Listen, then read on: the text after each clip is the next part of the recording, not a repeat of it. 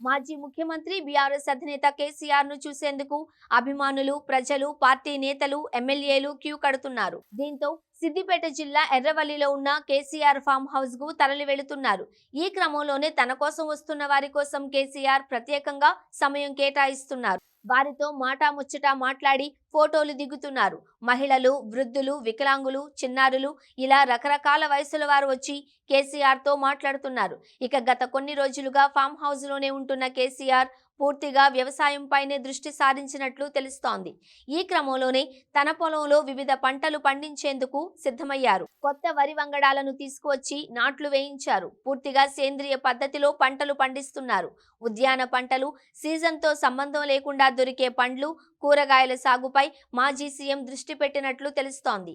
Farm house మొత్తం భూసార పరీక్షలు చేయించిన కేసీఆర్ ఎలాంటి పంటలు పండించవచ్చనే దానిపై ఒక అవగాహనకు వచ్చినట్లు సమాచారం.